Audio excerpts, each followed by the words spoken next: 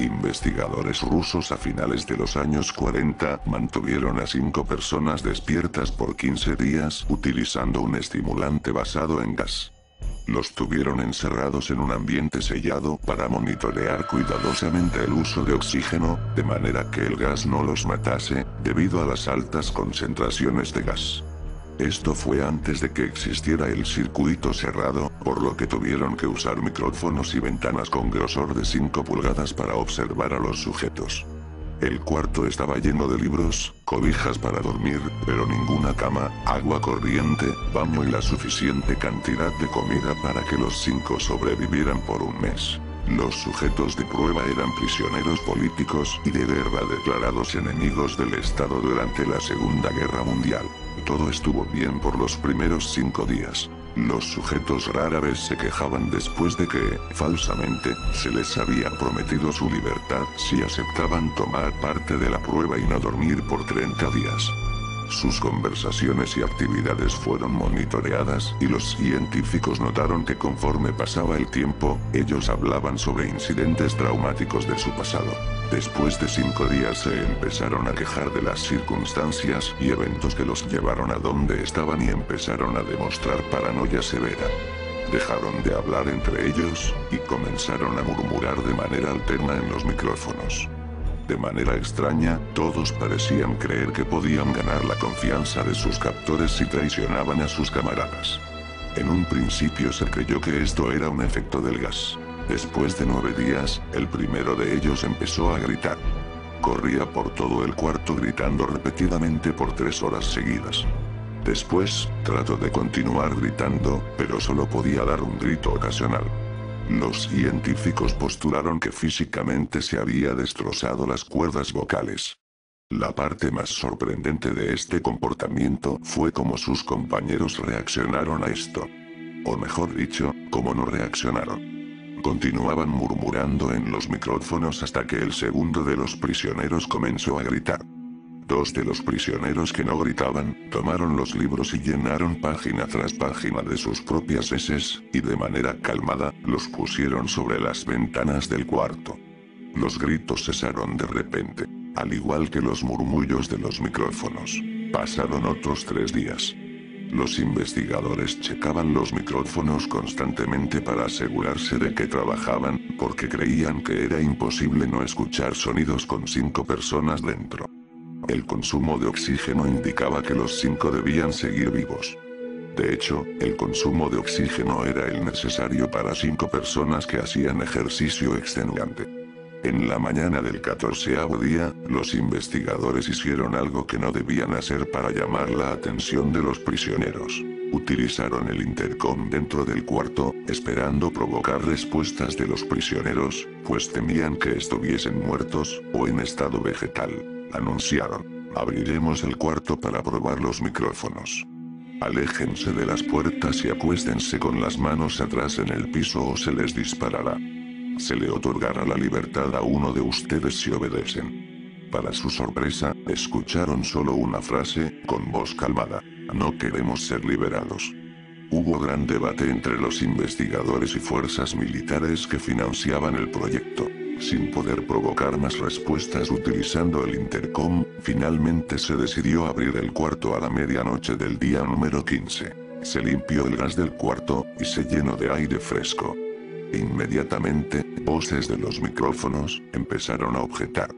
3 voces diferentes rogaban por la vida de sus seres queridos, que encendieran el gas nuevamente. Se abrió el cuarto para sacar a los prisioneros.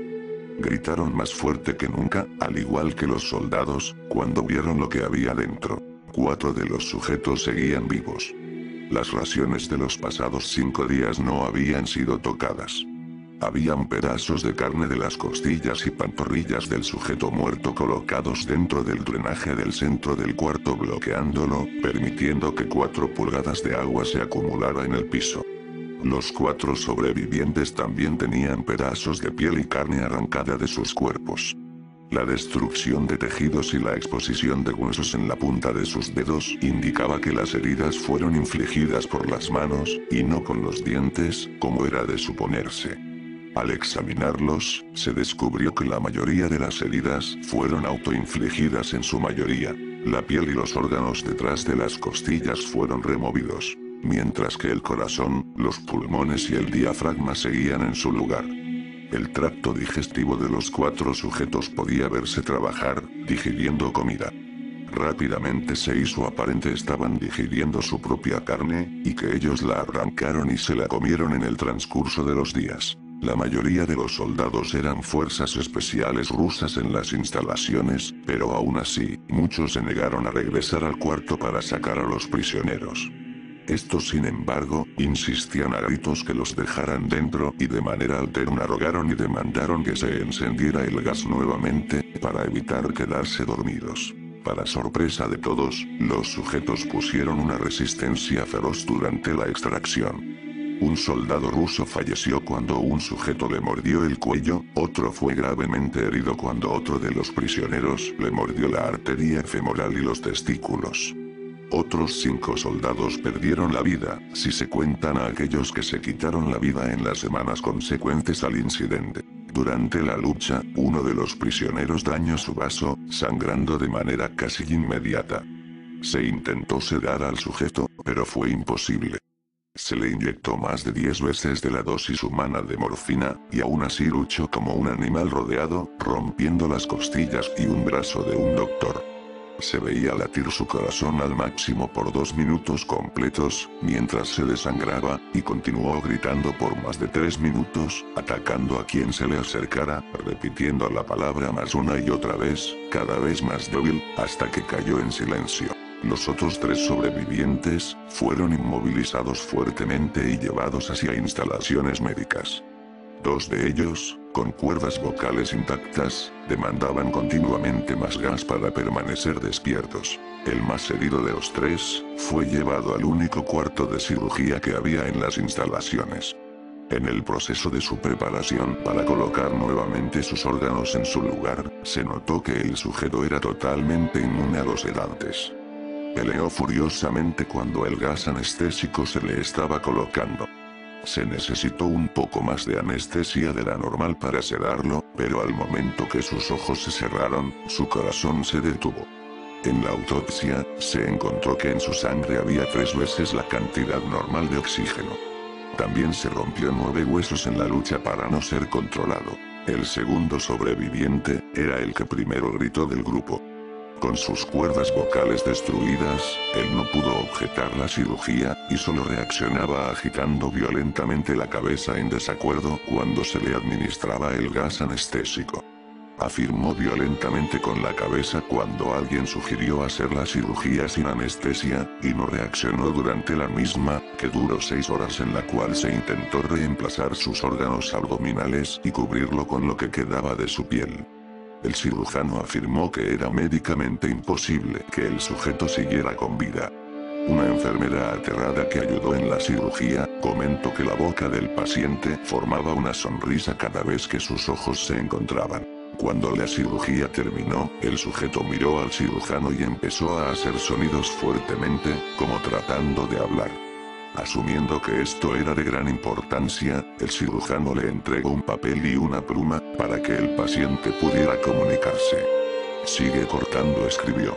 Se le hizo la misma cirugía sin anestesia a los otros 2 sujetos. Se les tuvo que inyectar un paralítico, pues ellos reían constantemente, y le era imposible realizar la operación al cirujano. Una vez paralizados, solo podían interactuar con sus ojos. En el momento en que pudieron hablar nuevamente, exigieron una vez más el gas estimulante. Los investigadores trataron de averiguar por qué se lastimaron de esa forma a sí mismos, y por qué querían el gas nuevamente. La única respuesta fue: debo permanecer despierto. Se reforzó a los 3 sujetos y los devolvieron al cuarto, para espera de su destino. Los investigadores, enfrentando la furia de sus benefactores militares por haber fallado las metas del proyecto, consideraron dar eutanasia a los prisioneros. El comandante, un ex KGB, vio potencial en el proyecto, y en su lugar decidió ver qué pasaría si ponían el gas nuevamente. Los científicos se negaron rotundamente, pero al final, tuvieron que aceptar. En preparación para ser sellados nuevamente en el cuarto, los prisioneros fueron conectados a un monitor EEC. Para sorpresa de todos, los tres dejaron de pelear en el momento que se dieron cuenta que los regresarían al gas. En este momento, era obvio que los tres estaban haciendo un gran esfuerzo por mantenerse despiertos. Uno de los prisioneros estaba murmurando una canción. El sujeto mudo peleaba con sus ataduras de piel, como si tratara de enfocarse en algo. El último sujeto mantenía su cabeza en la almohada, y parpadeaba rápidamente.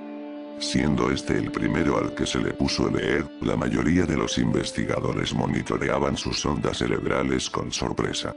Eran normales la mayor parte del tiempo, aunque algunas veces aparecía una línea recta de manera inexplicable. Parecía que repetidamente sufrían de muerte cerebral. Mientras analizaban los datos, una enfermera notó que los ojos del sujeto se cerraron. Sus ondas cerebrales cambiaron inmediatamente por las de sueño profundo, luego se pusieron rectas, y de manera simultánea, su corazón se detuvo. El único sujeto que quedaba que podía hablar comenzó a gritar para que lo encerraran en ese momento. Sus ondas cerebrales mostraban las líneas rectas del sujeto que acababa de morir por quedarse dormido. El comandante dio la orden de sellar el cuarto con los dos prisioneros dentro, junto con 3 de los científicos. Uno de los 3, inmediatamente tomó un arma y abrió fuego contra el comandante, matándolo de un tiro entre los ojos. Después apuntó al prisionero mudo, y le voló el cerebro. Apuntó al prisionero que quedaba vivo, mientras que los demás investigadores escaparon del cuarto. No me encerrarán con estas cosas. No contigo. Le gritaba al prisionero que estaba atado al camastro. ¿Qué eres? Demandó. Necesito saber. El prisionero sonrió. ¿Tan fácilmente te has olvidado de mí? Preguntó el prisionero. Somos ustedes. Somos la locura que está encerrada en todos ustedes, rogando por libertad en cada momento de tu vida, desde lo más profundo de tu mente animal. Somos aquello de lo que te escondes en tu cama todas las noches. Somos lo que duermes y silencias y paralizas cuando te vas a tu cielo nocturno, donde no te podemos alcanzar. El investigador hizo una pausa. Apuntó al corazón del prisionero y disparó. El EEG mostró una línea recta mientras el sujeto débilmente murmuró, casi tan libre.